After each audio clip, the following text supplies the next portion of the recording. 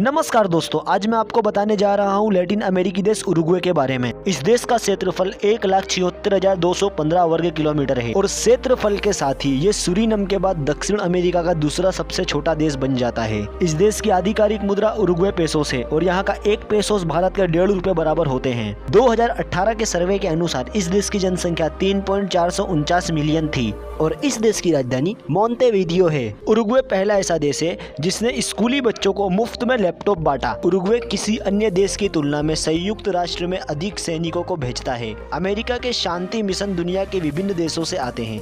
Uruguay दुनिया के किसी भी अन्य देशों की तुलना में इन अभियानों में अधिक सैनिकों का योगदान देता है। उरुग्वे में लगभग 95% बिजली अक्षय ऊर्जा संसाधनों से है। उरुग्वे दक्षिण अमेरिका में सबसे अधिक धर्मनिरपेक्ष देश है। उरुग्वे में राज्य और धर्म अलग अलग है। देश का कोई आधिकारिक धर्म नहीं है। उरुग्वे देश के वासी धर्म के आधार पर अंतर नहीं करते हैं। उरुग्वे देश के नागरिक फुटबॉल में महान हैं। उरुग्वे में फुटबॉल सबसे लोकप्रिय खेल है और इस देश ने कई मौकों पर अंतर्राष्ट्रीय फुटबॉल में अच्छा प्रदर्शन किया है। उरुग्वियन फुटबॉल टीम 1924 और 1928 में ओलंपिक स्वर्ण पदक जीते और इस टीम ने 1930 और 1950 में 2 फीफा विश्व कप भी जीते थे। इस देश में सबसे अधिक कोपा अमेरिकन खिताब भी है। मैंने आपको कई लैटिन अमेरिकी देश बताए और जिसमें से ज्यादातर लैटिन अमेरिकी देश बहुत ज्यादा खतरनाक होते हैं, लेकिन आपको जान के हैरानी होगी लैटिन अमेरिका का उरुग्वे देश यहाँ पे बहुत कम भ्रष्टाचार है और ये दुनिया का 23वां सबसे कम भ्रष्टाचार वाला देश माना जाता है। उरुग्वे में दुनिया का सबसे लंबा राष्ट्रीय गान है। देश का राष्ट्रीय गान जिसका नाम हिम्नो नेशन डी उरुग्वे है।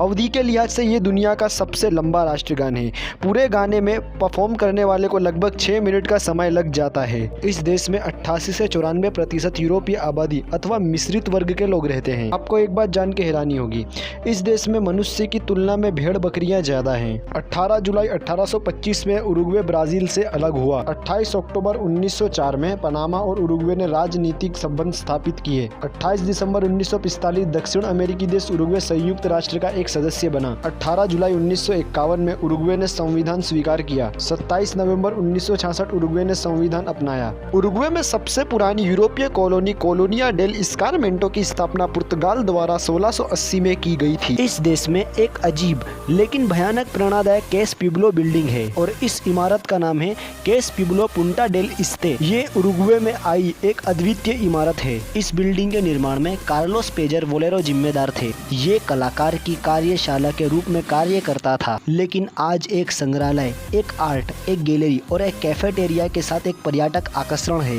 ये बिल्डिंग इतनी ज्यादा खूबसूरत है कि यहाँ पे आने के लिए पर्यटक बहुत ज्यादा ही उत्साहित रहते हैं। इस बिल्डिंग के निर्माण कार्य में 36 वर्ष का समय लगा था, क्योंकि इसका डिजाइन पक्षी हॉर्नेटो के घोंसले जैसा दिखता है जो इस देश में पाया जाता है। ये बिल्डिंग बाह्य रूप से श्वेत है यानी सफेद है, क्योंकि ये प्लास्टर और सीमेंट से बना हुआ है। और सबसे चौंका देने वाली बात, इस बिल्डिंग के लिए कोई वास्तु योजना नहीं बनाई गई थी। इस बिल्डिंग में कुल 13 मंजिलें हैं जो अटलांटिक महासागर पर सूर्य अस्त के समय पेश करते हुए सीढ़ीदार छतें हैं। और आपको एक बात जान के हैरानी होगी, इस देश का राष्ट्रीय पकवान सैंडविच है जोस मुजिका, जो दुनिया के सबसे गरीब राष्ट्रपति हैं। इनको देख के विश्वास नहीं होता कि ये उरुग्वे के प्रेसिडेंट थे। इनको जितनी भी सैलरी मिलती थी वो सारी सैलरी ये चैरिटी में दान कर देते थे और ये एक साधारण जीवन जीते थे क्योंकि ये बहुत गरीब घर में पैदा हुए थे। 1985 से पहले इस देश में मिलिट्री शासन था, फिर उसके बाद यहाँ पे लोकतांत्रिक शासन आया। तो दोस्तों, ये थे उरुग्वे देश के कुछ रोचक तथ्य। यदि आपको वीडियो पसंद आई हो तो कृपया इस वीडियो को लाइक करें, इस चैनल को सब्सक्राइब करें, अपने मित्रों के साथ इस वीडियो को शेयर करें। आपका बहुमूल्य समय देने के लिए बहुत बहुत धन्यवाद। मिलते हैं अगली वीडियो।